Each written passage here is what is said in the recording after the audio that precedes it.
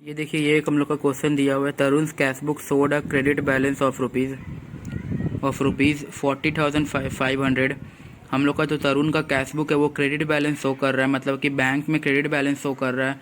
That means हम लोग का जो बैलेंस है वो हम लोग का अनफेवरेबल बैलेंस है, बिकॉज क्रेडिट बैलेंस शो कर रहा है। मतलब क्या हो गया, हम लोग का क्रेडिट साइड का आइटम्स का वैल्यू ज़्यादा है डेबिट साइड के आइटम से। तो हम लोग का जो बैलेंस आएगा वो हम लोग का सीडी आएगा, डेबिट साइड में आएगा। तो हम लोग उसको बीडी करेंगे तो हम लोग का वो क्रेडिट साइड में आ जाएगा। तो हम लोग का ऑटोमेटिकली अनफेवरेबल बैलेंस जनरेट हो जाएगा क्रेडिट साइड में बैंक का कैश बुक में। But bank passbook showed a different balance due to the following reasons. और जो बैंक का बैलेंस है वो डिफरेंट शो कर रहा है because of the some following reasons. तो हम लोग देखते हैं कि हम लोग का फर्स्ट रीज़न क्या है। Post dated cheque for ₹900 has been debited in the bank column of the cash book. अब ये देखिए, ये एक पोस्ट डेटेड चेक, मतलब कि वो चेक उसको अभी पे नहीं करना था, उसको अभी ही पे कर चुके हैं। वो बाद में पे होना था पर उसको अभी पे कर चुके हैं। तो उसको हम लोग अपना बैंक कॉलम में डेबिट कर चुके हैं। दैट मीन्स कैश बुक का बैंक कॉलम में उसको डेबिट कर चुके हैं, तो उसको रेक्टिफाई करना होगा। Cheque totalling ₹10,200 deposited with the bank have not been yet collected and a cheque of ₹4,000 has been dishonoured. एक चेक था जिसका टोटल था 10,200, उसको डिपॉजिट के बैंक में, बैंक अभी तक उसको क्रेडिट किया नहीं है, तो उसको हम लोग को एडजस्टमेंट करना होगा। और एक चेक था 4,000 का जो हम लोग का जो बैंक में डिपॉजिट कर दिया पर वो डिसऑनर हो गया। तो इसका मतलब क्या हो गया, हम लोग वो चेक को डिसऑनर, मतलब कि वो चेक को बैंक में डिपॉजिट किया और बैंक डिसऑनर कर दिया वो चेक को due to some technical issues और due to some any other reasons. उसके बाद बोला है insurance premium of ₹500 paid by the bank have not been recorded in cash book. एक इंश्योरेंस प्रीमियम था जो बैंक डायरेक्टली पे कर दिया विदाउट आस्किंग द ओनर, मतलब कि विदाउट आस्किंग नहीं, ये हम लोग का डायरेक्ट इंस्ट्रक्शन होता है, स्टैंडिंग इंस्ट्रक्शंस होता है, उसको पे हो गया। तो कैश बुक में रिकॉर्डेड नहीं था, तो हम लोग कैश बुक में इसको रिकॉर्ड करेंगे। फोर्थ नंबर में बोला है bill of ₹10,000 was retired bye the bank under a rebate of ₹150 but the full amount credited in the bank column of the cash book. एक बिल था जिसका टोटल अमाउंट था 10,000, उसको रिटायर कर दिया, मतलब कि उसको ड्यू डेट के पहले ही ऑनर कर चुके हैं। तो हम लोग का ड्यू डेट के पहले अगर ऑनर करते तो हम लोग का जो ड्रॉअर होता है जिसपे हम लोग पे बिल ड्रॉ किया था, वो जो ड्रॉअर होता है वो हम लोग को एक रिबेट देगा। वो रिबेट हम लोग के लिए एक डिस्काउंट टाइप का हो जाएगा। तो पर हम लोग उसको क्या किए, हम लोग उसको 10,000 का पूरा क्रेडिट कर चुके हैं कैश बुक में। तो हम लोग को वो रिबेट को लिखना होगा, उसके लिए हम लोग क्या करेंगे, टू साइड में लिख देंगे कैश बुक का। लास्ट नंबर बोला है cheque for ₹5,000 drawn in favour of Manohar has not been get presented for payment. हम लोग का एक क्रेडिटर होगा मनोहर, जिसके ऊपर हम लोग चेक ड्रॉ किए 5,000 का, मतलब कि वो पेमेंट के लिए तक प्रेजेंट हुआ नहीं है, मतलब कि हम लोग उसको कैश बुक में कम कर चुके हैं, पर बैंक का हम लोग का पासबुक में अभी तक उसको कम हुआ नहीं है, तो उसके लिए हम लोग का एडजस्टमेंट करना होगा। तो ये हम लोग का टोटल सम था जिसमें हम लोग देखें कि हम लोग का ओपनिंग बैलेंस क्या है, अनफेवरेबल बैलेंस है। जो अनफेवरेबल बैलेंस हो किया है कैश बुक का, उसको हम लोग को आंसर सोल्यूशन करना है, देखते हैं। तो ये देखिए, ये हो गया हम लोग का format, bank reconciliation statement, particulars, plus items, minus items. हम लोग को क्वेश्चन में क्या बोला था, Tarun cash book showed a credit bank balance as on 31 March 2020 as ₹40,500। तो मतलब कि हम लोग का बैलेंस बता दिया है कैश बुक का, balance as per cash book. और ये क्या बोला है, क्रेडिट बैलेंस। क्रेडिट बैलेंस तो क्या होता है, अनफेवरेबल बैलेंस, क्योंकि बैंक का पास कैश बुक का क्रेडिट बैलेंस मतलब होता है अनफेवरेबल बैलेंस। तो ये आएगा माइनस में 40,500। फिर एडजस्टमेंट्स करना होगा हम लोग को।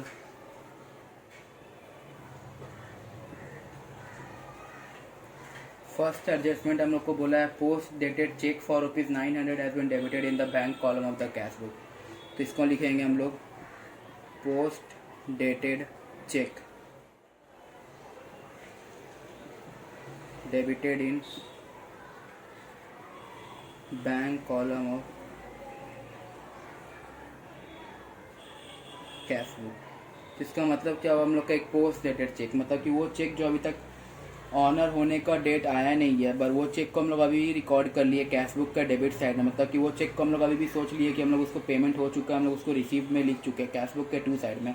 तो इससे क्या हो गया, हम लोग का कैश बुक का बैलेंस इंक्रीज हो गया।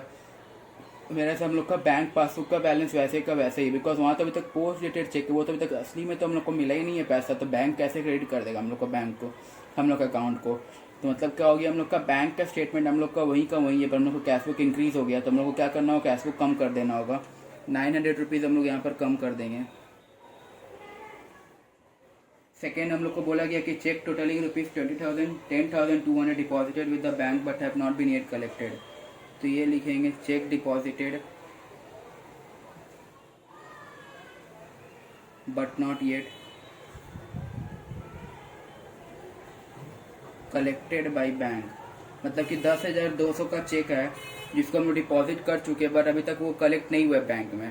तो मतलब कि हम लोग अपना कैश बुक का कहीं पर बैलेंस इंक्रीज कर चुके हैं पर हम लोग का बैंक पासबुक इंक्रीज नहीं किया हुआ, तो हम लोग को क्या करना होगा, कैश बुक को कम कर देना होगा 10,200। फिर हम लोग को बोला गया कि एक चेक था 4,000 का जिसको हम लोग बैंक में डिपॉजिट किए पर वो चेक डिसऑनर हो गया। तो उससे क्या हो गया कि हम लोग का जो bank column of cash book है वो हम लोग का इंक्रीज हो चुका है, बट हम लोग का जो बैंक स्टेटमेंट है उसमें हम लोग का चेक डिसऑनर होने के कारण हम लोग का कैश बैंक स्टेटमेंट में कुछ इंक्रीज हुआ नहीं। तो उसके कारण हम लोग का बैंक स्टेटमेंट वहीं का वहीं रह गया, बट हम लोग का जो कैश बुक का बैंक कॉलम है वो हम लोग का इंक्रीज हो चुका है। तो उसको टैली करने के लिए दोनों का बैलेंस को हम लोग क्या करना होगा, हम लोग को उसको कैश बुक का जो बैंक स्टेटमेंट का कैश बुक का जो बैंक कॉलम है उसको हम लोग को माइनस कर देना होगा। चेक रिकॉर्डेड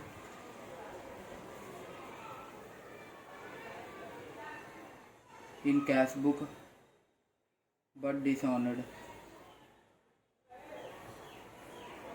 तो इससे हम लोग को माइनस कर देना होगा कितना का चेक था 4,000 का। उसके बाद हम लोग को बोला insurance premium of ₹500 paid by the bank has not been recorded. Insurance premium not recorded in CV.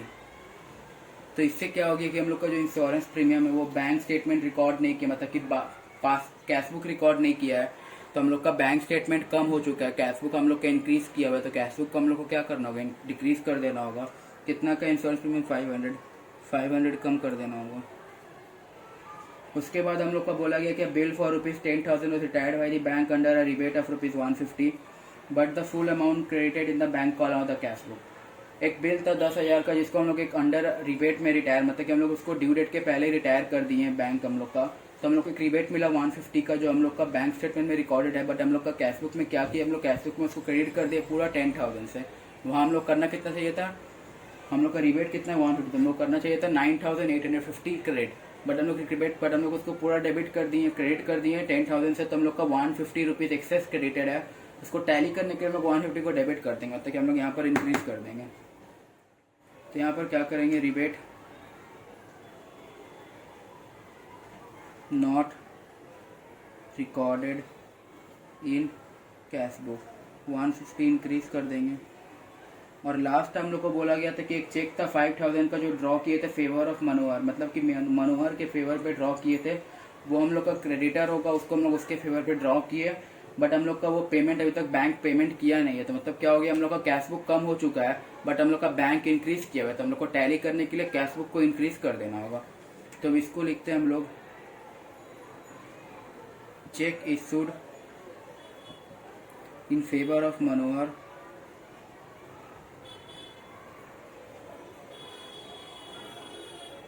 but not yet presented